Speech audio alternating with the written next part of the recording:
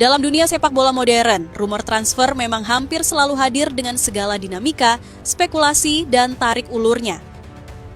Namun ada momen tertentu di mana sebuah rumor tidak lagi sekadar isu, melainkan cerminan dari strategi yang sedang dijalankan sebuah klub. Itulah yang kini terjadi pada seorang Federico Barba, bek andalan Persib Bandung yang belakangan ramai diperbincangkan karena kemungkinan hengkang dari klub kebanggaan Jawa Barat ini. Minat dari klub Italia seperti Pescara mulai mencuat ke permukaan, bahkan disebut sebagai pihak yang paling ngotot ingin membawa Barba kembali ke Serie B. Di atas kertas, cerita ini terlihat sederhana, pemain Eropa ingin pulang ke negaranya. Namun, cara Persib merespons justru membuka lapisan cerita yang jauh lebih menarik. Persib memilih untuk tidak tergesa-gesa. Tawaran pertama dari Pescara ditolak mentah-mentah, bukan karena tidak mau, melainkan karena tidak adanya kesesuaian nilai dan skema yang diajukan. Manajemen Persib sadar betul, Federico Barba masih terikat kontrak hingga akhir musim ini. Artinya, kendali sepenuhnya berada di tangan klub. Dengan sisa kontrak sekitar 6 bulan, ini bukan lagi soal menahan atau melepas pemain, melainkan tentang siapa yang memegang kendali atas arah keputusan. Dari sini, cerita Federico Barba tak lagi sekadar tentang satu pemain dan satu klub peminat.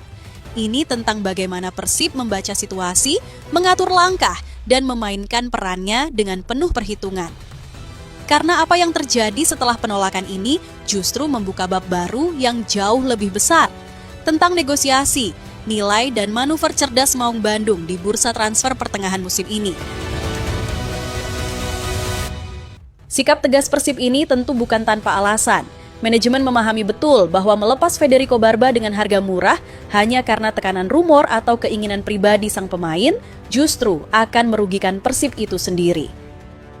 Barba bukan sekadar bek asing yang numpang lewat. Ia adalah pemain dengan pengalaman Eropa, jam terbang tinggi, dan peran vital di dalam struktur klub. Sepanjang musim, kehadirannya memberi stabilitas di lini belakang, kepemimpinan di lapangan, serta kontribusi yang nyata.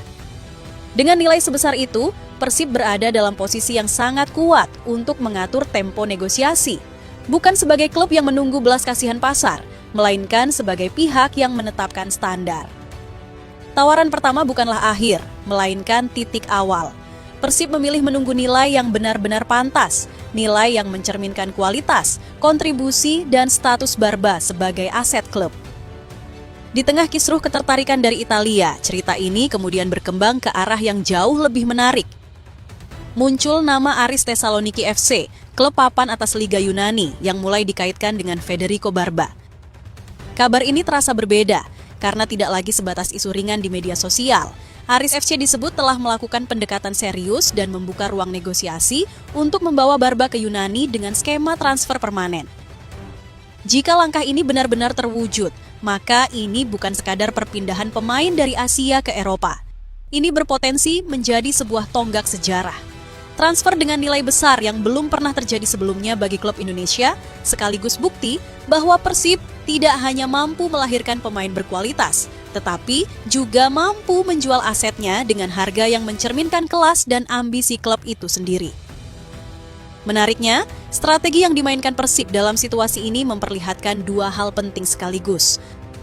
Pertama, Persib tidak tergesa-gesa melepas asetnya, meskipun Federico Barba secara terbuka dikabarkan memiliki keinginan untuk kembali berkarir di Eropa. Klub tidak membiarkan narasi personal pemain mendikte keputusan besar, melainkan tetap berdiri pada kepentingan jangka panjang. Kedua, Persib menunjukkan bahwa mereka tidak kehilangan arah dalam proses negosiasi. Justru sebaliknya, mereka mampu membaca momentum dan memaksimalkan keuntungan posisi mereka. Dengan tetap mempertahankan Barba di dalam skuad sambil membuka ruang komunikasi dengan klub peminat, Persib memastikan bahwa seluruh kendali tetap berada di tangan mereka. Ini bukan sikap defensif, melainkan strategi aktif yang mencerminkan kedewasaan manajemen dalam menghadapi dinamika bursa transfer yang sering kali penuh tekanan. Situasi ini menjadi semakin menarik ketika melihat konteks finansial di baliknya. Jika skema transfer permanen benar-benar terwujud, Persib berada di posisi yang sangat diuntungkan. Barba didatangkan tanpa biaya transfer, sebuah langkah cerdas di awal yang kini berpotensi berbuah keuntungan besar. Artinya, setiap nilai transfer yang masuk bukan sekadar pemasukan, melainkan keuntungan bersih yang bisa dimanfaatkan untuk memperkuat kebutuhan klub. Dalam satu manuver, Persib bukan hanya menjaga stabilitas skuad, tetapi juga membuka peluang finansial yang jarang dimiliki klub Indonesia. Sebuah bukti bahwa kali ini, Persib tidak sekadar ikut dalam pusaran rumor, melainkan benar-benar mengendalikan permainan di balik layar. Bagi sebagian pihak, menolak tawaran dari klub Italia seperti Pescara mungkin tampak sebagai langkah yang berisiko. Namun, jika dilihat dari sudut pandang yang lain, justru disinilah letak manuver cerdas Persib Bandung. Klub memilih untuk tidak menempatkan diri sebagai pihak yang terdesak oleh waktu atau situasi, melainkan sebagai pihak yang mengendalikan nilai dan arah cerita.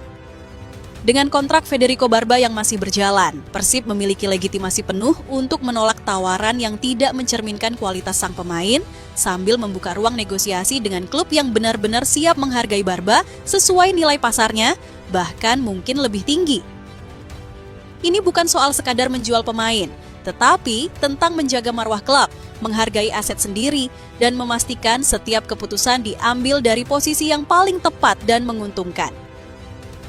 Menguasai kendali dalam sebuah negosiasi transfer, jelas bukan perkara mudah, terlebih ketika pemain yang bersangkutan memiliki keinginan untuk hengkang dan sudah menarik perhatian klub-klub Eropa. Banyak klub akan goyah dalam situasi seperti ini, namun Persib justru memilih jalur yang berbeda. Mereka tidak terpancing oleh tekanan jangka pendek, tidak terjebak oleh dinamika rumor yang cepat berubah, dan tidak kehilangan fokus terhadap rencana besar yang sedang dibangun. Di titik inilah Persib Bandung memperlihatkan kedewasaan strateginya sebagai klub yang semakin matang, bahwa setiap langkah bukan diambil untuk meredam kegaduhan sesaat, melainkan untuk menjaga arah perjalanan jangka panjang.